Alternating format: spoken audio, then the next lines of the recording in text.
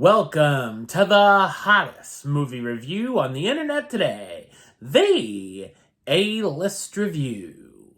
I am your host, the Game Changer, Wes Troop, and it's time to go back to the theater, or back to the couch, because this film is also streaming over on Peacock, which had the same day release, the same as Blumhouse's Halloween Ends and Halloween Kills. And we're gonna venture into one of my all-time favorite film genres, video game adaptations.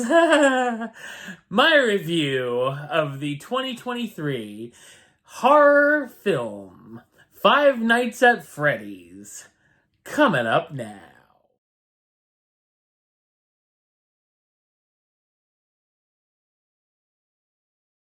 Mike Schmidt, not the Phillies player, but a troubled security guard, loses his job at the mall and is given a job working at a closed, rundown family pizza arcade, Freddy Fazbear's. After his first night on the job, Mike begins to realize the night shift won't be as easy as it seems when things with the audio animatronics begin to act up. So what did I think of Five Nights at Freddy's? I thought it's an awful supernatural horror film. It's based on the popular video game franchise, currently 9 games in. It's directed by Emma Tomei, who's best known for directing films such as Fair Chase and The Wind, and also co-wrote the screenplay with the game's creator, Scott Cawthon. As most of the time with video game-based movies, I've never played this game and knew nothing about the lore surrounding it.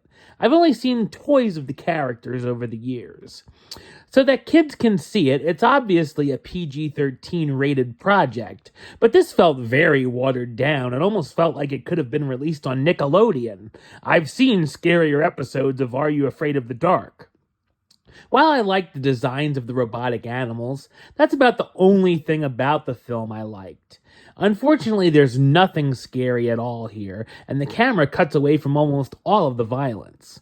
There's a terrible jump scare thrown in that's done twice, and it's even more stupid the second time around. While I've been told the game can be suspenseful, this is anything but. There's a ton of horror movie cliches, some of which are even in Mike's dreams. Speaking of that, Mike is dealing with trauma from the past he tries to dream about every night, which not only gets repetitive, seeing a lot of the same things over and over, but also dull. The story can get surprisingly boring and more convoluted than it needs to be. The film tries to do too much with the ghost kids, a Lifetime movie quality evil aunt, traps that look like they're out of a Saw movie, characters who exist to be walking exposition dumps, with it all trying to connect to Mike's story, which feels very shoehorned in. There are subplots that feel like they don't fit the story and are never even heard of afterwards, and there's no consequences to people dying. We also get a couple twists thrown in that you can see coming a million miles away, and it's about as bad as you'd expect, if not worse. Through all of this, the robot mascots maybe get about 5 minutes of screen time altogether. The film takes itself way too seriously considering its subject matter, and while there's a lot of laughs, it's all unintentional and not laughing with it, but at it. The dialogue in the script is awful and cringeworthy too. Many fans of the game may have fun with watching the film for its Easter egg extravaganza, which, good for you, I guess.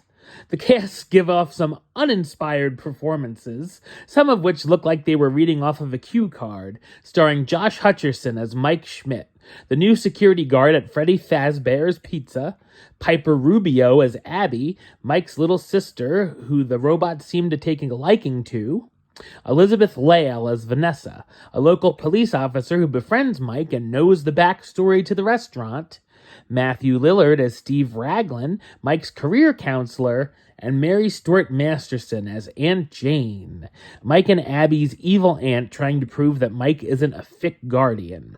If you're an adult and want to see a better version, check out the knockoff film Willy's Wonderland starring Nicolas Cage, which is much more fun, bloody, and violent. While hardcore fans of the game and small children might get something out of it, Five Nights at Freddy's was a torturous, dreadful experience that's as bland as Chuck E. Cheese's cardboard pizza. Number-wise, I'm going to give it a 1 out of 10, which gives it the A-list rating of, "Hey Freddy and your little friends, I only got 2 words for ya. Suck it." Alright, well that's the show. I'll be back with another review very soon. But until then, don't forget to like, comment, and subscribe right here on YouTube. YouTube.com/WestsideOf515. Like the show on Facebook, Facebook.com/WestTrueBaylist. And of course, you can follow me on the X, Instagram, and Letterboxd at WesAList. Until next time, Troop out.